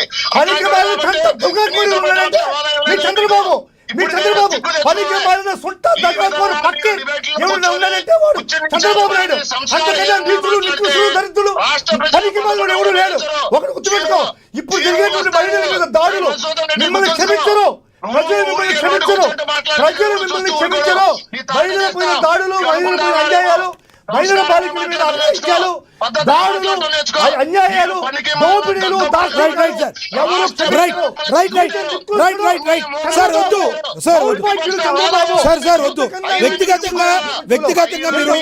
వ్యక్తిగతంగా మీరు తీసుకుని నాయకులు తిట్టుకోరు సార్. వద్దు. చంద్రబాబు గారిని తిట్టొద్దు, జగన్మోహన్ రెడ్డి గారిని తిట్టొద్దు, ఇద్దరిని తిట్టొద్దు సార్. అజయ్ గారు దయచేసి ఇద్దరు సమయంలో పాటించండి. మీ ఇద్దరికి నేను మళ్ళీ ఇస్తాను. మనతోటి సుధాకర్ గారు, అనలిస్ట్ సుధాకర్ గారితో మాట్లాడదాం. సుధాకర్ గారు నమస్తే సార్. సుధాకర్ గారు నమస్తే సార్. వాయిస్ మ్యూట్లో ఉంచండి మీది. నా వాయిస్ వినపడుతుందా మీకు? వినపడుతుంది. సుధాకర్ గారు, ఏదైతే ప్రస్తుతం ఉప ముఖ్యమంత్రిగా ఉన్న పవన్ కళ్యాణ్ గారు తాను నిర్వర్తిస్తున్న 4 శాఖలకు సంబంధించి మరి పంచాయతీరాజ్ శాఖకి అవార్డులు రావటం, అదేవిధంగా పర్యావరణ ఫారెస్ట్ అటవీ పర్యావరణ శాఖకు సంబంధించి మొదటి అవార్డు రావటం, ఆయన కుంకి ఏనుగులు తీసుకురావడం, ఆయన తీసుకొచ్చిన సంస్కరణలు ఇవన్నీ కూడా ది బెస్ట్గా మరి విశ్లేషకులు అభిప్రాయపడుతున్నారు. అయితే వైసీపీ మాత్రం ఈ యొక్క అవార్డులు ఏవైతే పంచాయతీకి వచ్చినాయో ఇవన్నీ కూడా పెద్దిరెడ్డి రామచంద్రారెడ్డి గారికి రావాల్సిన అవార్డులు మరి పవన్ కళ్యాణ్ గారి ఆధ్వర్యంలో వచ్చినాయని ఎలా చెప్తారు మీరు? ఎందుకు బాగా కొడతారు చంద్రబాబు నాయుడు గారిని మాట్లాడుతున్న పరిస్థితి మనం గమనించవచ్చు. మీరేమంటారు? ముందుగా మీకు అలాగే ఆ ప్యానెల్లో ఉన్న సభ్యులకు, వీక్షకులు అందరికీ నమస్కారం అండి. నమస్తే సార్. పల్లెటూర్లే దేశానికి పట్టుకొమ్మలు అని చెప్పి మనకు ఒక సామెత ఉంది. పల్లెటూర్లు అనగానే మనకు మొదటగా గుర్తొచ్చేది పంచాయతీరాజ్ శాఖ. క్యాబినెట్ లో ఉన్నటువంటి కొన్ని కీలక శాఖల్లో పంచాయతీరాజ్ శాఖ ఒకటి. అయితే ఇందాక మధుసూదన్ గారు మాట్లాడుతూ అవార్డుల గురించి మాట్లాడారు. అందులో చిన్న కరెక్షన్ ఏంటంటే, ఏదైతే 2025-26 ఆర్థిక సంవత్సరంలో అంటే 2026లో అవార్డులు ప్రకటించారో దాని బేస్ ఇయర్ ఎప్పుడంటే 1 ఏప్రిల్ 2025 నుంచి 31 మార్చి 2026 వరకు. సో అంటే ఇది పూర్తిగా కూటమి ప్రభుత్వం. అలాగే 2025లో వచ్చిన అవార్డులు ఏదైతే ఆయన చెప్పారో దానికి బేస్ ఇయర్ 2024 నుంచి తీసుకున్నారు. ప్రతి సంవత్సరం ప్రకటించే అవార్డులకు బేస్ ఇయర్ అనేది ముందు ఇయర్ నుంచి ఉంటుంది. ఇందాక మధుసూదన్ గారు చెప్పింది 2025లో ప్రకటించిన అవార్డులకు 2024లో సగం క్రెడిట్ ఉంది. ఒకవేళ సగం వరకు జగన్మోహన్ రెడ్డి గారు ఉంటే వాళ్ళ క్రెడిట్ ఉందని వాళ్ళు చెప్తే చెప్పుండొచ్చు. కానీ ఇప్పుడు 2026 అవార్డులకు మాత్రం పూర్తిగా నేను చెప్పినట్టుగా 1 ఏప్రిల్ 2025 నుంచి 31 మార్చి 2026 వరకు వచ్చినటువంటి అవార్డులు. రెండోది, ఈ ప్రభుత్వం వచ్చిన తర్వాత రాజకీయాలకు అతీతంగా మనం చెప్పుకోవాల్సింది ఏంటంటే ఒక గిన్నీస్ వరల్డ్ రికార్డ్ వచ్చింది. దాదాపుగా 13,000 పంచాయతీల్లో ఒకేసారి గ్రామ సభలు నిర్వహించినటువంటి గిన్నీస్ బుక్ రికార్డు. ఇది మన రాష్ట్రానికి గర్వకారణం. పార్టీల గురించి నేను ఇక్కడ మాట్లాడలా, ఎందుకంటే అంటే మనకు స్వాతంత్రం వచ్చి ఇన్ని సంవత్సరాలు అవుతుంటే ఈ స్వతంత్ర దేశంలో ఇన్ని గ్రామాలకు ఒకే రోజు గ్రామ సభలు నిర్వహించాల. అతి పెద్ద ప్రజాస్వామ్య గ్రామ సభల దినోత్సవంగా కేంద్ర ప్రభుత్వం కూడా దీన్ని గుర్తించింది. దీనికి గిన్నీస్ బుక్ రికార్డు కూడా వచ్చింది. దీన్ని మనం ఖచ్చితంగా అప్రిషియేట్ చేయాలి. సరే, గతంలో వైసీపీ హయాంలో రాలేదా అంటే అవార్డులు వచ్చాయి. అయితే ఇక్కడ పవన్ కళ్యాణ్ గారి శాఖ పనితీరు గురించి మనం చర్చ పెట్టాం కాబట్టి ప్రధానంగా దాని గురించి మాత్రమే మనం మాట్లాడుకుందాం. ముఖ్యంగా పవన్ కళ్యాణ్ గారు నిర్వహిస్తున్నటువంటి శాఖలో పంచాయతీరాజ్ శాఖ కావచ్చు, అటవీ శాఖ కావచ్చు, అత్యంత కీలకమైనటువంటి శాఖలు. పంచాయతీరాజ్ శాఖల్లో జరుగుతున్నటువంటి పురోగతి, ఆయన ఉప ముఖ్యమంత్రిగా ప్రమాణ స్వీకారం చేసిన వెంటనే పల్లె పండుగ 1.0 అని చెప్పి ఒక కార్యక్రమాన్ని చుట్టారు. దానికి 2,500 కోట్ల రూపాయలు కేటాయించడమే కాకుండా ఆయా పల్లెల్లో ఎవరైతే ప్రజలు సమస్యలు ఉంటాయని పల్లెల్లో తీర్మానం చేశారో దాదాపుగా 30,000 పనులు చేశామని చెప్పి ఈ ప్రభుత్వం అధికారికంగా ప్రకటించింది. దాదాపుగా ఒక 20,000 నుంచి 30,000 కిలోమీటర్లు సీసీ రోడ్లు వేశారు. తర్వాత పల్లె పండుగ 2.0 అనే ఒక కార్యక్రమాన్ని ప్రకటించారు. దానికి ఒక 6,500 కోట్లు సుమారుగా పెట్టారు. దాంట్లో 53,000కు పైగా పనులు. ఇవన్నీ కూడా పనులు ఏంటంటే గతంలో లేని ఒక కొత్త విధానానికి శ్రీకారం చుట్టారు. ప్రతి పల్లెలో కూడా ప్రజలు మా గ్రామంలో ఈ సమస్య ఉందని ఆ గ్రామ సభలో తీర్మానం చేసుకుంటే ఆ సమస్యలను పరిష్కరించుకునే అవకాశం ఉంది. అంటే ఏదో ఒక నాయకుడు, ఒక ఎమ్మెల్యేనో, ఒక ఎంపీనో వెళ్ళిపోయి ఈ పని చేయండి, ఆ పని చేయండి అని చెప్పి అక్కడ రూల్ చేసే అవకాశం లేదు. అక్కడ ప్రజలు మా గ్రామంలో ఈ పని కావాలంటే ఆ పనే జరుగుద్ది. ఖచ్చితంగా జరగాలి అంటే రాష్ట్ర ప్రభుత్వం నుంచి నిధులు ఉండాలి. ఇందులో ఒక ఫ్యాక్ట్ ఏంటంటే గతంలో కేంద్ర ప్రభుత్వం నుంచి వచ్చే నిధులకు రాష్ట్ర ప్రభుత్వం కొన్ని మ్యాచింగ్ నిధులు ఇవ్వాలి. ఇస్తే కొన్ని పనులు జరుగుతాయి. గతంలో ఆ ప్రభుత్వం మ్యాచింగ్ నిధులు ఇవ్వటంలో విఫలమైందని చెప్పి గతంలో అపోజిషన్ లో ఉన్నటువంటి తెలుగుదేశం పార్టీ పార్లమెంట్ లో అడిగిన సందర్భంగా కేంద్రమే సమాధానం ఇచ్చింది. ఇక్కడ పవన్ కళ్యాణ్ గారిని మెచ్చుకోవాల్సింది ఏంటంటే ఈ 2024 సంవత్సరానికి మనం మన భాషలో మురిగిపోయిన నిధులు అంటాం కదా, అలా 2024 సంవత్సరంలో మ్యాచింగ్ నిధులు ఇవ్వకుండా ఆగిపోయినటువంటి నిధులు వాస్తవానికి వాటికి ఎక్స్పైరీ డేట్ అయిపోయినా గానీ పవన్ కళ్యాణ్ గారు స్వయంగా కేంద్ర పంచాయతీరాజ్ శాఖ మంత్రితో మాట్లాడి దానికి మ్యాచింగ్ నిధులు మేము ఇప్పుడు ఇస్తాం, మీరు అవకాశం ఇస్తే వాటిని మేము ఉపయోగించుకుంటామని, నాకు కరెక్ట్ గా ఫిగర్ తెలియదు కానీ ఒక 5-6 వేల కోట్ల రూపాయలు సుమారుగా మురిగిపోయిన నిధులను మళ్ళీ గ్రాంట్ చేయించుకుని తీసుకొచ్చి ఆ రాష్ట్ర ప్రభుత్వం నాకు తెలిసి ఒక 800 కోట్లు 700 కోట్లు మ్యాచ్ చేసి కొన్ని పనులు చేయించారు. సరే, ఏ పనులు అనేది పక్కన పెడితే అంటే చిత్తశుద్ధి గురించి మాట్లాడుకుంటే గతంలో మిగిలిపోయినటువంటి నిధులను కూడా మ్యాచింగ్ గ్రాంట్స్ మేము ఇస్తామని చెప్పి తీసుకురావడం జరిగింది. సో ఇవన్నీ కూడా పంచాయతీల అభివృద్ధికి దోహదం చేసే అంశాలు. గతంలో మాదిరిగా ఆ వ్యవస్థలో మార్పులు, మనం ఈ వ్యవస్థను కొనసాగించాలి అంటే ఖచ్చితంగా ఎవరో ఒక వ్యక్తి నిర్ణయం తీసుకుని వ్యవస్థలో మార్పులకు శ్రీకారం చుడితేనే అది భవిష్యత్తుకు వాళ్ళకి ఆశాజనకంగా ఉంటుంది, అదొక స్ఫూర్తిగా ఉంటుంది. ప్రభుత్వాలు రేపొద్దున ప్రభుత్వాలు మారచ్చు, ఏ ప్రభుత్వాలు శాశ్వతమని నేను చెప్పట్లా. కాకపోతే అమలు చేసే విధానాలు ఏవైతే ఉన్నాయో అవి చిత్తశుద్ధితో అమలు చేస్తే ఖచ్చితంగా ఉపయోగపడతాయి.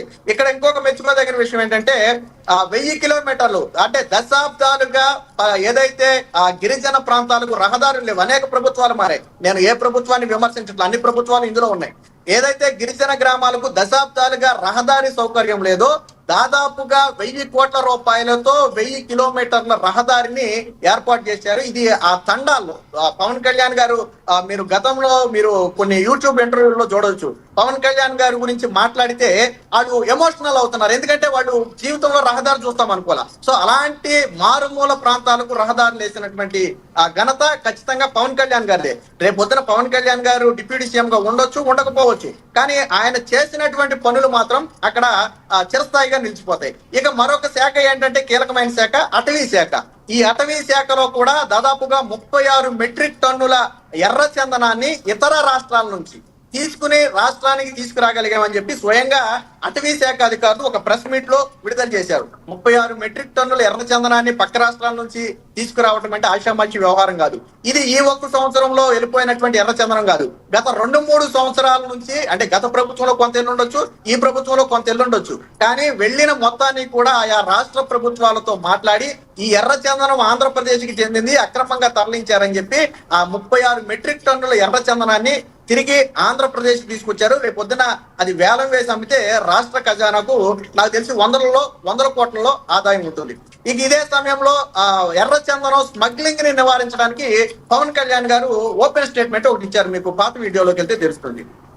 కొంతమంది అధికారులు ఎందుకు ఎర్రచందనం స్మగ్లింగ్ ని మనం నియంత్రించలేకపోతున్నామంటే కొన్ని పొలిటికల్ ప్రెజర్స్ ఉంటాయి సార్ అని చెప్పి కొంతమంది అధికారులు చెప్తే ఆయన ఆగ్రహం వ్యక్తం చేశారు. మీరు హ్యాండిల్ చేయలేకపోతే నాకు చెప్పండి, అంతే తప్ప ఇలాంటి రీజన్స్ నాకు చెప్పొద్దు. అటుపక్క ఎటువంటి వ్యక్తులు ఉన్నా సరే ఎర్రచందనం స్మగ్లింగ్ అనేది జరగకూడదు. మీరు ప్రెజర్ ఫేస్ చేయలేకపోతే నా దృష్టికి తీసుకురండి అని చెప్పి ఈ అటవీ శాఖకి సంబంధించి జరిగినటువంటి ఒక సమీక్షలో స్వయంగా పవన్ కళ్యాణ్ గారే చెప్పడం జరిగింది. అంటే పొలిటికల్ జీరో టాలరెన్స్ అని చెప్పి ఒక విధానాన్ని తీసుకొచ్చారు. అంటే ఎవరి ప్రమేయం ఉండదు. ఈవెన్ పవన్ కళ్యాణ్ గారు కూడా ఏదైనా చెప్పాలన్నా అటవీ శాఖలో ఎటువంటి అవినీతి అక్రమాలు జరగకూడదు అనేది ఆయన చెప్పింది. కాకపోతే తరతరాల నుంచి ఒక విధానానికి అలవాటు పడిపోయింది. ఎర్రచందనం స్మగ్లింగ్ అనేది చిన్న వ్యవహారం కాదు. ప్రపంచవ్యాప్తంగా ఆ పేరు పొందినటువంటి స్మగ్లింగ్ వ్యవహారం 1 ఏడాది 2 ఏడాదిలో దాన్ని కంట్రోల్ చేయగలరా అంటే అంత ఈజీగా అవ్వదు. కాకపోతే చట్టాలను కఠినం చేశారనేది అర్థమవుతుంది. దాదాపుగా 506 కేసులు పెట్టారని చెప్తున్నారు. ఒక 1000 మందికి పైగా ఎంతమందినో 13,000 మంది ఎంతమంది మీద కేసులు పెట్టి అరెస్ట్ చేశారు. ఒక 12 మంది మీద స్పెషల్ పీడీ యాక్ట్, ఎవరైతే ఈ ఎర్రచందనంలో కీలకంగా వ్యవహరిస్తున్నారు అనుకున్నారో ఒక 12 మంది మీద పీడీ యాక్ట్ ప్రయోగించారు. అంటే మార్పు కనపడుతుందని నేను అనేది. గత ప్రభుత్వాల్లో ఏం చేసినాయి, ఈ ప్రభుత్వాల్లో ఏం చేసినాయి అంటే ఇప్పుడు నేను చెప్పినట్టుగా అవార్డులు రావడానికి ఈ సంవత్సరమే కాదు, ఇప్పుడు ఈ ప్రభుత్వం దిగిపోయింది, నెక్స్ట్ ఏడాది వచ్చే ప్రభుత్వానికి అవార్డు రావచ్చు. కాకపోతే పనులు మన కళ్ళ ముందు జరుగుతున్నాయా లేదా అనేది మనం చూడాలి. రెండోది అంతిమ నిర్ణయం ప్రజలది. ప్రజలు దీని మీద స్పందించాలి. ఇప్పుడు మనం డిబేట్ లో మాట్లాడితే ఇప్పుడు ఏ పార్టీ వాళ్ళు ఆ పార్టీకి అనుకూలంగా మాట్లాడొచ్చు. కాకపోతే ప్రజలు అంతిమ నిర్ణయం, పంచాయతీలో పనులు జరుగుతున్నాయా లేదా అనేది ప్రజలు డిసైడ్ చేయాలి. క్షేత్రస్థాయికి వెళ్ళి మనం వాళ్ళతో మాట్లాడితే వాళ్ళు గతంలో ఎలా ఉంది ఇప్పుడు ఎలా ఉందనే ఒక చెప్పగలుగుతారు. 100% కరెక్ట్. ఎస్, నేను మీరు కంక్లూడ్ చేయదు కానీ అందుబాటులో ఉండండి. ఎస్, వేణుగోపాల్ గారు కంక్లూడ్ చేయండి ప్లీజ్. లక్ష్మీనాథ్ గారు, వీళ్ళు ఏదైతే అభివృద్ధి జరుగుతా ఉందో ఆ అభివృద్ధి ఏదైతే కూటమి సంబంధమో అని చెప్పి బుకాయించడం నేర్చుకోవడం జరిగింది. ప్లస్ వైఎస్ఆర్సీపీ నుంచి వచ్చాము అంటే వాళ్ళు కూడా కాంగ్రెస్ పార్టీలో నుంచి వచ్చాడు. జగన్మోహన్ రెడ్డి గారు కూడా ఎంపీ అయ్యాడు, 1000 కోట్లు సంపాదించాడు, వాళ్ళ తండ్రి ముఖ్యమంత్రి అయ్యాడు, రకరకాలుగా అనుభవించాడు. కానీ వాళ్ళు రావడానికి మాత్రం హక్కు ఉంది. కానీ మేము మా మనసు నొప్పించినప్పుడు మేము రాకూడదా? మా ఆత్మాభిమానం దెబ్బతిన్నప్పుడు మేము రాకూడదా? జగన్మోహన్ రెడ్డి వచ్చింది కరెక్ట్ అయితే మేము కూడా వచ్చింది కరెక్టే కదా.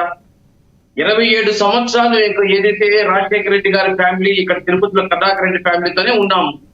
ఏదైతే మాకు న్యాయం చేయకుండా మాకు అన్యాయం జరిగితే పక్క వాళ్ళకి సపోర్ట్ చేశారో దాన్ని మేము వ్యతిరేకించి బయట వచ్చాము. ఈయన టీవీ డిబేట్కి వచ్చినప్పుడంతా ఈ రోజు కొత్తగా వచ్చినట్టుగా ఇప్పుడు నేను వచ్చే ఫిబ్రవరిలో వచ్చా, లాస్ట్ ఫిబ్రవరిలో అప్పటి వచ్చినప్పటి నుంచి నువ్వు ఆ పార్టీ నుంచి ఎందుకు వచ్చావు?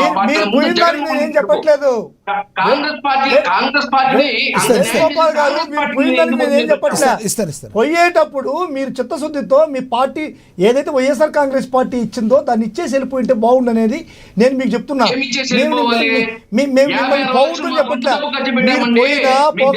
మాకు జరిగే నష్టం లేదు, మీరు ఎక్కడున్నా మాకేం నష్టం లేదు. ఏ పార్టీ వైఎస్ఆర్ కాంగ్రెస్ పార్టీ మీకేమి ఇచ్చిందో అది తిరిగి ఇచ్చేసి అసంబద్ధం అనుకున్నా నేను. మరి మేము ఆయన ఎలక్షన్ కూడా మేమే డబ్బు ఖర్చు పెట్టాము మా వార్డులో. మరి డబ్బులు ఖర్చు పెట్టేది ఎవరు చెప్పారు? మీకు 8,000 కోట్లు ఇచ్చారు, 8,000 డబ్బులు ఖర్చు పెట్టేది, డబ్బులు ఇచ్చేది ఇది రెఫరెండం కాదు. వేణుగోపాల్ మీరు మాట్లాడండి. రాజకీయాల్లో డబ్బులు ఖర్చు పెట్టడం, డబ్బులు నువ్వు ఎన్ని అనుభవించావు? నువ్వు ఎంత అనుభవించావు? ఎంత రాజ్యసభ అనుభవించావు? ఎంత అనుభవించావు? ఆ వార్డులో ఎంత నువ్వు చేసావు? ఎంత తినేసావు ఆ వార్డులో? ఎవరు తెలుస్తుంది?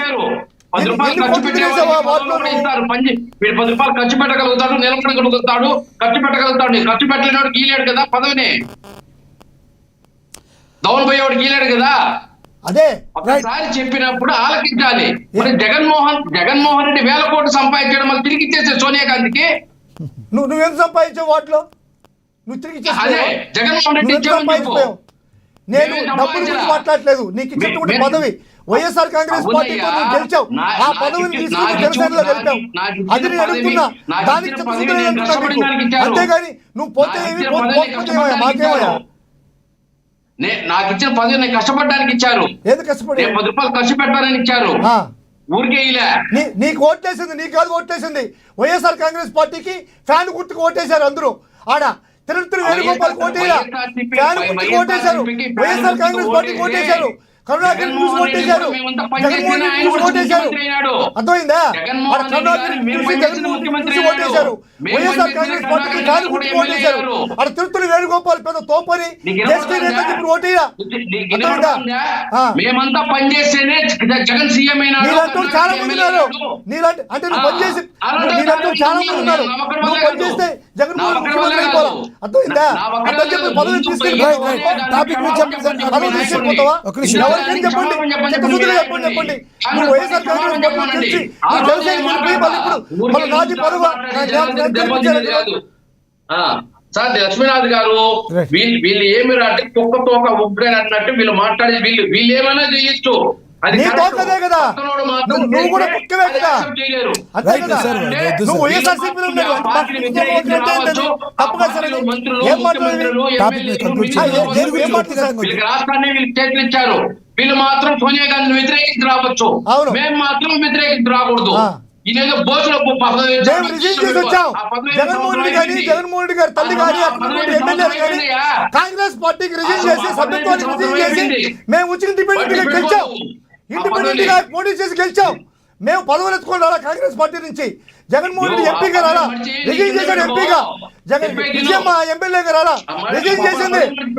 వచ్చినటువంటి ఎమ్మెల్యేలతో కూడా రిజైన్ చేసి వచ్చాం. Right right right right right వచ్చే పాపం వచ్చారు ఆ రోజుల్లో.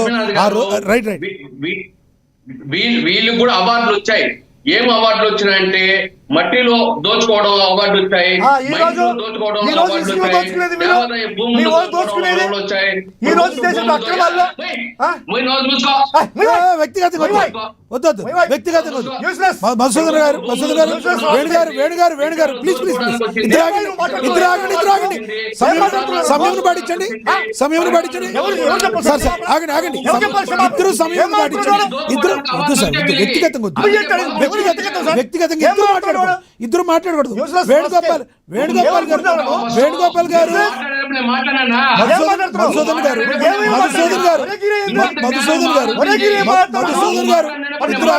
ఇద్దరు సార్ ఆగండి సార్. మీరిద్దరు సమయం పాటించండి సార్. మీరేం మాట్లాడకపోతే నేను క్షమాపణ చెప్పించాలి. ఇప్పుడు మొదట ఆయన మాట్లాడినప్పుడు మీరు ఆగుంటే నేను క్షమాపణ చెప్పించాను. మీరు అనాల్సింది మీరు అన్నారు, ఆయన అనాల్సింది ఆయన అన్నారు. ఇద్దరు మాట్లాడారు. అదే అప్పటి నుంచి చెప్తున్నా సార్. వ్యక్తిగతంగా ఎందుకు సార్ టాపిక్ డైవర్ట్ అవుతుంది సార్. నేను అనేది అదే. వేణుగోపాల్ గారు పర్సనల్ ఎజెండా ఏమంటే పర్సనల్ మాట్లాడండి సార్. ఒక్క మాట వచ్చినావు, నువ్వేం దోచుకున్నావు నేను అడగను. నేను పార్టీ పరంగానే మాట్లాడతాను. వేణు గారు ఇస్తా. జీర్ణించుకోలేకపోతున్నారు. వైఎస్ఆర్సీపీ వాళ్ళు జీర్ణించుకోలేకపోతున్నారు. వేణుగోపాల్ గారు టాపిక్ ని కంక్లూడ్ చేస్తారా? వేణుగోపాల్ గారు టాపిక్ మీద ఒక నిమిషం ఆగండి సార్. వైఎస్ఆర్సీపీకి ఏ పార్టీ దేనికి అవార్డులు వచ్చాయి చెప్తున్నాను. దానికి జీర్ణించుకోకపోతే నేనే చేయాలి. 11 సీట్లు ఎందుకు తిట్టడము, గంజాయి వాళ్ళు సమర్థించడము, ఇవన్నీ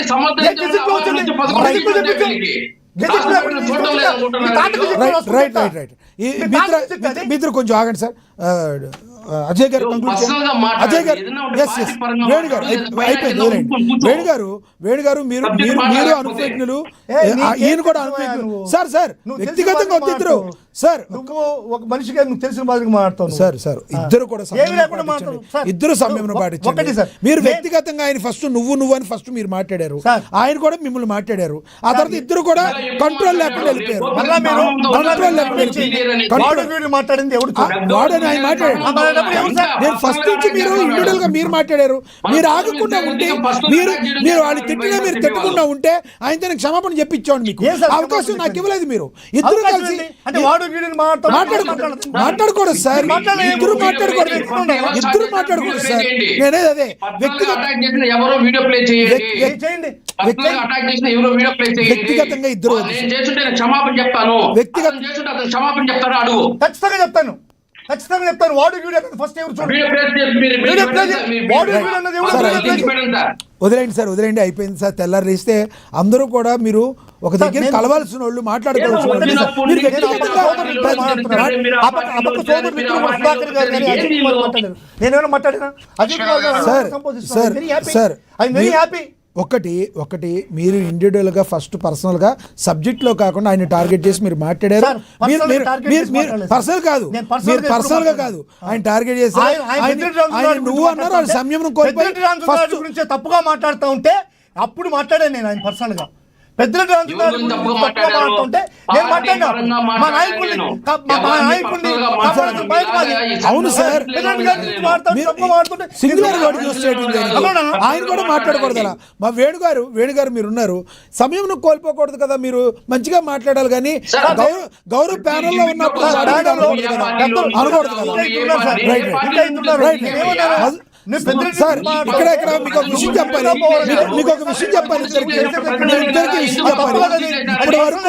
ఇప్పటి వరకు వేణుగోపాల్ గారు కానీ లేదంటే మధుసూదన్ రెడ్డి గారు లాంటి ఇద్దరు కూడా సంయమనం కోల్పోవడం నేను ఎప్పుడు చూడలా.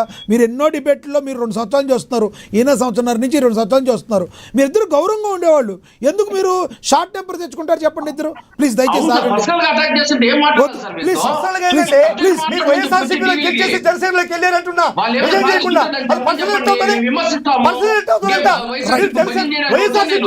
జనసేనలోకి పోతా ఉంటే పర్సనల్ అవుతుంది. రైట్ రైట్ కాంగ్రెస్ సంపాదించుకొని వైఎస్ఆర్సీపీలో పార్టీ పెట్టుకోవాలా? అదే మేము రిజైన్ చేసి వచ్చామయ్యా. ఇదే చెప్పేది పర్సనల్ అవుతుంది అంటున్నా. రైట్, ఆగండి. అజయ్ కుమార్ గారు కంక్లూడ్ చేయండి. అజయ్ కుమార్ గారు కంక్లూడ్ చేయండి. మీరు రిజైన్ చేసి పోయింటే మేము అడగం. రైట్ వదిలేండి సార్. అజయ్ కుమార్ గారు ఏ పదవి ఇచ్చావు నైనా? నీ పదవి అది ఏదో అయ్యా, ఏదో ఆ పదవికి నువ్వే కదా ఇష్టపడ్డావు ఆ రోజు. మడిచి పెట్టుకోని చెప్పాను. మడిచి పెట్టుకుంటే ఓపెన్ చేసి ఎందుకు మడిచి పెట్టేసి పోయిండేది? మడిచి పెట్టేసి పోయిండేది ఎందుకు తీసుకెళ్ళావు? మధుసూదన్ రెడ్డి గారు, వేణుగోపాల్ గారు, ఇద్దరిని ఆపండి మధుసూదన్ రెడ్డి గారు, ప్లీజ్ వేణుగారు మ్యూట్లో పెట్టండి. వేణుగారిని మ్యూట్లో పెట్టండి ప్లీజ్. మిమ్మల్ని మ్యూట్లో పెట్టేది కూడా మీ ఇద్దరిని ఆపాలని. ఇద్దరు గౌరవప్రదమైన ఉన్నవాళ్ళు, ఇద్దరు కూడా పెద్దవాళ్ళు చిన్నవాళ్ళు కాదు. మీరిద్దరు కూడా సమయం పాటించకపోతే ఎలా సార్ చెప్పండి ప్లీజ్. ఇద్దరు తప్పులు ఉన్నాయి ఈరోజు మీరు మాట్లాడిన దానిలో. నేను ఆపుతున్నా కూడా మీరు ఆగట్లేదు. దయచేసి ఇద్దరు ఆగండి ప్లీజ్. సార్ ఎందుకంటే నేను అతను అన్న తర్వాత మీరు ఎమ్మంటే మీరు ఆగిపోయి ఉంటే నేను కాదు సార్. నేను అప్పుడే మీకు క్షమాపణ కదా.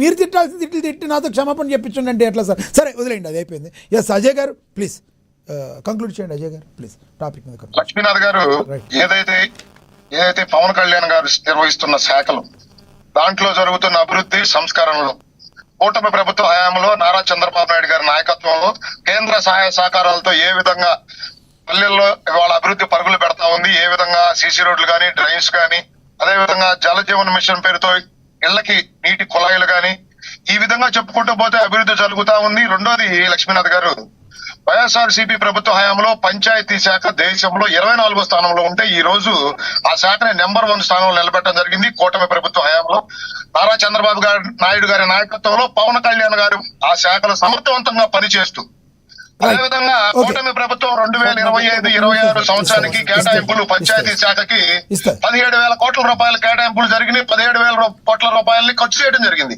అదే విధంగా 26-27 బడ్జెట్ ఇయర్ కి 23,000 కోట్ల రూపాయలను అదనంగా అంటే 37% పెంచి కేటాయింపులు చేయడం. అంటే ఈ 2 సంవత్సరాల కాలంలోనే కూటమి ప్రభుత్వం ఆ శాఖకి 40,000 కోట్ల రూపాయల కేటాయింపులు చేయడం జరిగింది. అంటే ఏ విధంగా ఆ శాఖల్లో అభివృద్ధి జరుగుతా ఉంది, ఏ విధంగా పవన్ కళ్యాణ్ గారు సమర్థవంతంగా ఆ శాఖ నిర్వహిస్తా ఉన్నారు. అదే విధంగా ఈ రోజు నేను ఇంకొక విషయం గుర్తు చేస్తాను లక్ష్మీనాథ్ గారు. గిరిజన ప్రాంతాల్లో 1000 కోట్లకు పైగా 1000 కిలోమీటర్ల రోడ్లు వాటిని అక్కడ ఆ ప్రాంత ప్రజల కనెక్టివిటీ ఇచ్చిన నాయకుడు పవన్ కళ్యాణ్ గారు. ఆయన సమర్థవంతంగా ఆయన శాఖలు నిర్వహిస్తా ఉన్నారు. ఓకే. నారా చంద్రబాబు నాయుడు గారు ఈ రాష్ట్రానికి ముఖ్యమంత్రి అయిన తర్వాత నారా లోకేష్ గారు, పవన్ కళ్యాణ్ గారు ఆయనతో ఓకే. అండగా ఉంటూ ఏ రైట్. విధంగా ఈ రాష్ట్ర అభివృద్ధి, సంక్షేమం, ఓకే. ఉద్యోగ కల్పనలో వాళ్ళ పాత్ర ఉంది. ఈ రోజు కూటమి ప్రభుత్వం ఈ 2 సంవత్సరాల స్వపరిపాలన సమయంలో ఏ విధంగా ఈ రాష్ట్రంలో ప్రజలకు మేము అందుబాటులో ఉన్నాం. మరీ ముఖ్యంగా నేను ఒక విషయం గుర్తు చేస్తాను లక్ష్మీనాథ్ గారు, వేళ నాయకుడు మాదిరి పరదాల మాటన బార్గెట్ల మాటన కాకుండా ప్రతి నిత్యం ప్రజలకు అందుబాటులో ఉంటూ ప్రజలతో మమేకమవుతూ ఇంకా ఏ విధంగా అభివృద్ధి చేయాలి, ఏ విధంగా సంక్షేమ కార్యక్రమాలు అందించాలి. ఇంకొక విషయం గుర్తు చేస్తాను నేను లక్ష్మీనాథ్ గారు, ఉపాధి హామీ నిధులు ఏ విధంగా వీళ్ళు గతంలో దోచేశారో దొంగ మాస్టర్లు వేసుకొని ఈ రోజు కూటమి ప్రభుత్వం అధికారంలోకి వచ్చిన తర్వాత దాన్ని నియంత్రించేదానికి ఫేషియల్ మాస్టర్లు అంటే వీడియో మాస్టర్లు పెట్టి ఈ రోజు దానిని వీళ్ళు చేసిన దోపిడీని నిరోధించి ఈ రోజు ఉపాధి హామీ కూలీలకి అండగా ఉంటూ కేంద్రం నిధులు తీసుకొస్తూ ఓకే అజయ్ గారు, ఓకే అజయ్ ఏ గారు. విధంగా అభివృద్ధి చేస్తా ఉన్నాం. అజయ్ ఈ గారు, విధంగా ఎస్ ఎస్ లక్ష్మీనాథ్ గారికి ఒక విషయం కంక్లూడ్ సమయం అయిపోయింది. చేస్తాను. గత వైఎస్ఆర్సీపీ ప్రభుత్వ హయాంలో వేల కోట్ల రూపాయలు కేంద్రం నుండి రావాల్సిన నిధులు పెండింగ్ లో ఉంటే కేంద్ర ప్రభుత్వంతో మాట్లాడి వాళ్ళ సహాయ సహకారాలు తీసుకుంటూ వేల కోట్ల రూపాయల నిధులు కేంద్రం నుండి తీసుకొచ్చి ఈ రోజు రాష్ట్రంలో ఏ విధంగా రోడ్ల నిర్మాణం, గతంలో ఈ రాష్ట్రానికి ప్రజలు వచ్చి పండగలకు వచ్చి వెళ్తే ఏ విధంగా మాట్లాడుకునే వాళ్ళు గుంతల రోడ్లు, మోకాళ్ళ లోతు గుంతల రోడ్లు, కనీసం వీళ్ళు patch work okay okay okay okay okay ఈ రోజు ఏ ఎస్ విధంగా ఎస్ ఈ రాష్ట్రంలో ఎస్ అజయ్ గారు, మీ అభిప్రాయం అర్థం. రాష్ట్ర ప్రజలు చూస్తూ ఉన్నారు. రైట్ రైట్ లక్ష్మీనాథ్ గారు ఇంకొక మ్యాండేటరీ నేను ఒక్క మాట కంక్లూడ్ చేస్తాను. రెండు నెలల్లో స్థానిక సంస్థ ఎలక్షన్లు రాబోతా ఉన్నాయి. మేము ఈ 2 సంవత్సరాల స్వపరిపాలన ఏ విధంగా కొనసాగించాం, ప్రజలకు ఏ విధంగా అందుబాటులో ఉన్నాం, ఏ విధంగా ఉద్యోగ కల్పన జరిగింది, సంక్షేమ కార్యక్రమాలు బడుగు బలహీన వర్గాల ప్రజలకి, కులాలకి, మతాలకి, ప్రాంతాలకు అతీతంగా మేము ఏ విధంగా అందిస్తా ఉన్నాం, ఈ రాష్ట్రానికి పెట్టుబడులు ఏ విధంగా వస్తా ఉన్నాయి, రాబోయే స్థానిక సంస్థ ఎలక్షన్స్ లో ఓకే. మేము క్లీన్ స్వీప్ చేయబోతా ఉన్నాం కూటమిగా. రైట్ రైట్ రైట్ రైట్ మీ అభిప్రాయం అర్థమైంది. ఎస్ మధుసూదన్ రెడ్డి గారు తెలియజేయబోతా ఉన్నాం. ఎస్ ఎస్ మధుసూదన్ రెడ్డి గారు 1 minute లో కంక్లూడ్ చేయండి. 30 seconds. సార్ ఇప్పుడు తమ్ముడు అజయ్ కుమార్ గారు ఏదో సంక్షేమ పథకాలన్నీ కూడా అమలు చేసామంటున్నారు. అది రాష్ట్ర ప్రజలకి అందరికీ తెలుసు. ఆడబిడ్డ అనేటువంటిది నెలకు 1,500 రూపాయలు 18 సంవత్సరాలు నిండిన ఒక మహిళకి 18,000 రూపాయలు సంవత్సరానికి ఇవ్వాల్సినటువంటిది ఏమైందో తెలియదు. ఆ తర్వాత ఉచిత బస్సు అన్నారు, 16 దాంట్లో 5 మట్టి ఉచిత బస్సు ఇచ్చారు. నిరుద్యోగ వృత్తి అన్నారు, నిరుద్యోగ వృత్తి ఏమైందో తెలియదు, 3,000 రూపాయలు ఒక ఇదికి. అదేవిధంగా CPS అంటున్నారు, CPS అంటే ఏమైందో తెలియదు. మీరు చెప్పేటప్పుడు నేను చెప్పలేదు. Right right right Ajay Ajay గారు మీరు మాట్లాడినప్పుడు ఇది మాట్లాడలేదు కదా. అజయ్ గారు దయచేసి ఆగండి. మీరు మాట్లాడినంతసేపు కూడా మధుసూదన్ రెడ్డి గారు మాట్లాడలేదు. అవును కరెక్ట్ కరెక్ట్ నేను ఇస్తాను. ఒక నిమిషం ఆపండి అజయ్ గారు ఆపండి. ఎస్ ఎస్ అజయ్ గారు ఆపండి. రైట్ అజయ్ గారు ఇక్కడ ప్రొలాంగ్ చేసుకుంటూ పోతే సమయం చాలదు అనేదే భావించకండి. మీరు మాట్లాడినప్పుడు ఆయన ఆగారు. మీరు మాట్లాడినప్పుడు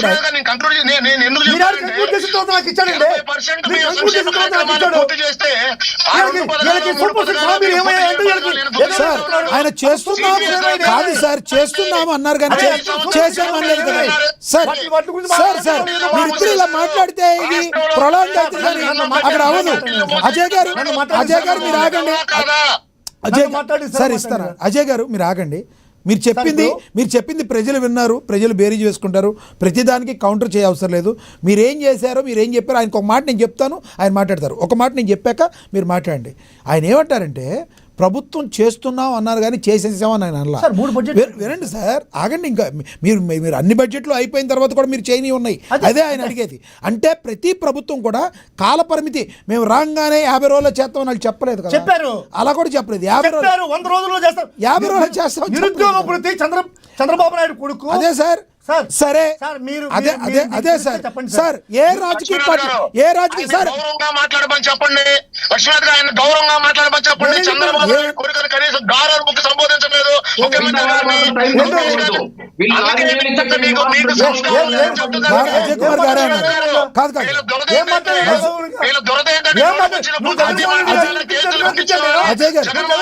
అజయ్ గారు మధుసూదన్ రెడ్డి గారు ఎమ్మెల్యే టికెట్ రావాలా? సంస్కారహీనంగా మాట్లాడద్దు మధుసూదన్ రెడ్డి గారు. మిమ్మల్ని అన్నా సంబోధిస్తున్నా, అజయ్ కుమార్ గారు ఒకసారి ఆయన మ్యూట్ పెట్టండి. అజయ్ కుమార్ గారు మ్యూట్ పెట్టండి ఒకసారి. నేను చెప్తాను. ఒక నిమిషం ఆగండి సార్. అజయ్ కుమార్ గారు మిమ్మల్ని ఈయన ఏమి కూడా ఆగండి సార్. అబ్బా ఆగండి సార్, నేను చెప్తున్నా కదా, నేను చెప్తున్నా ఆగండి. చంద్రబాబు నాయుడు గారిని మీరు జగన్మోహన్ రెడ్డి గారు ఏం చెప్పారు? రైతు అన్నారు జగన్మోహన్ రెడ్డి. దానికన్నా ఎక్కువ రైట్ రైట్ రైట్ సార్ ఒక్క నిమిషం సార్ అజయ్ గారు ఒక్క నిమిషం ఆగండి. మీరు మాట్లాడండి, కంక్లూడ్ టాపిక్ మీరు కంక్లూడ్ చేయండి. మీరు ప్రొలాంగ్ చేసేటట్టుగా చేస్తే నేనేమో మీకు ఇస్తాను. మీరు అడిగిన ఒక్క నిమిషం అజయ్ గారు ఒక్క నిమిషం. ఎస్ అవును అజయ్ గారు మీరు కూడా మధుసూదన్ రెడ్డి గారు టాపిక్ మీరు కంక్లూడ్ చేయండి సార్. ఇప్పుడు రైట్ చెప్పండి. రెండు తమ్ముడు అజయ్ గారు 2 విషయాలు చెప్పారు సార్. వైఎస్ఆర్ కాంగ్రెస్ పార్టీ అనేటువంటిది ఫండ్ డైవర్షన్లో చాలా ముందంజ ఉంటుంది, ఫండ్ డైవర్ట్ చేస్తుంది ఒక మాట చెప్పాడు. ఆ తర్వాత దాని గురించి చెప్తాను. ఆ తర్వాత సార్ సమయం లేదు, నేను అంత మొత్తం ఇప్పుడు మనం ఎక్స్టెన్షన్ చేయలేము, ఇప్పటికే చాలా టైం అయింది సార్. ఒక నిమిషం ఏంటి సార్, మాట్లాడండి. ఒక నిమిషం కన్నా ఎక్కువ మాట్లాడండి. ఇప్పుడు నేను ఎన్ఆర్జీసీ నరేగా మెంబర్ సార్, నేను నరేగా స్టేట్ కౌన్సిల్ మెంబర్, నేను ప్రెసెంట్ నరేగా అనేటువంటి దాన్ని ఉంటే ఎన్ఆర్ఈజీఎస్ ఉంటే ఎన్ఆర్ఈజీఎస్ని విబి జీవిరామ్జీ అనేటువంటి ఒక పథకంగా మార్చారు. అసలు నరేగాలో లేబర్కు ఉన్నటువంటి మొత్తం పేమెంట్ కూడా కేంద్రం 100% కేంద్రం భరిస్తుంది, 0% స్టేట్ భరించేది ఇంతకుముందు. మెటీరియల్ వారికి వచ్చేకాలకి 25% కేంద్రం భరిస్తే 75% స్టేట్ 25% కేంద్రం సెంట్రల్ భరిస్తే రాష్ట్రం భరిస్తే 75% కేంద్రం భరించేది. కానీ ఇప్పుడు బీరామ్జీ అనేటువంటి పథకాన్ని పేరు మార్చిన తర్వాత అది కూడా గౌరవ పవన్ కళ్యాణ్ గారు చంద్రబాబు నాయుడు గారి సమక్షంలో ఇప్పుడు కోడూరులోనే ఈ యొక్క పథకాన్ని ప్రవేశపెట్టి చాలా పకడ్బందీగా అక్కడ ఉన్నటువంటి మంత్రితో ఏదో ప్రవర్తన చేశారు. ఈరోజు ఈ వికసిత భారత్ జీరామ్జీ ప్రోగ్రాంకి 100% కేంద్రం భరించాల్సింది, 40% స్టేట్, 60% కేంద్రం భరించేటువంటి పరిస్థితి ఈరోజు తీసుకొచ్చారు.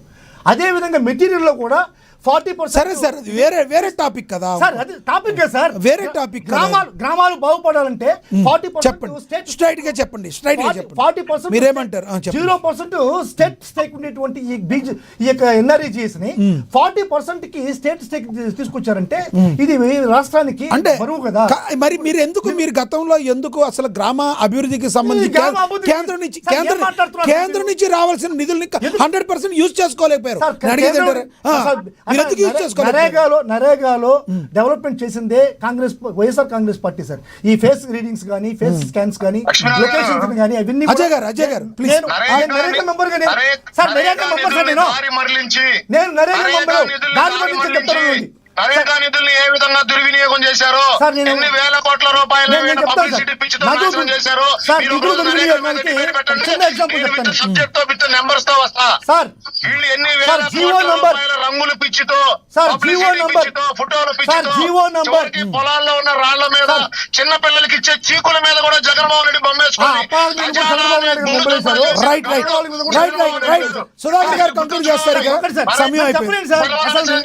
అజయ్ గారు పెట్టండి, మీరు ఒకరికొకరు ఇలా మ్యూట్ పెట్టండి. అజయ్ గారు ఎక్సెషన్ చేద్దామా? చెప్పండి, ఎక్సెషన్ చేద్దామా? మీరు వదిలితే మళ్ళీ ఇది ముందుకెళ్తా ఉంటుంది సార్. జీవో నంబర్ RT 1245 అనేటువంటి రీసెంట్ గా ఒక జీవో రిలీజ్ చేశారు చంద్రబాబు నాయుడు గారు. దీనికి దేవాదాయ శాఖ నుంచి 26 కోట్ల రూపాయలు, తల్లికి వందనం అనేటువంటి ఒక ప్రోగ్రాంకి దేవాదాయ శాఖ నుంచి 26 కోట్ల రూపాయలు డైవర్ట్ చేశారు సార్. ఇప్పుడు ఒక వారం రోజుల ముందర అమ్మఒడి ఇచ్చినటువంటి తల్లికి వందనం అనేటువంటి కార్యక్రమానికి దేవాదాయ శాఖ నుంచి 26 కోట్లు డైవర్ట్ చేసిన ఫండ్. ఇది దీంట్లో ఎంత అనైతికత ఉందో చూడండి. ఫండ్ డైవర్షన్ లో చంద్రబాబు నాయుడు గారికి ఏం తెలియదు. సరే సార్, మీరు డైవర్ట్ చేశారో ఎవరు డైవర్ట్ చేశారో ప్రజలు నిర్ణయిస్తారు. అన్నిటికీ అంతిమ నిర్ణేతలు ప్రజలు ఉంటారు, దానిలో డౌటే లేదు. మీరు టాపిక్ మీద చెప్తా అని టాపిక్ మీద చెప్పకుండా మీరు విమర్శలు గుప్పిస్తాకి మీరు చూస్తున్నారు.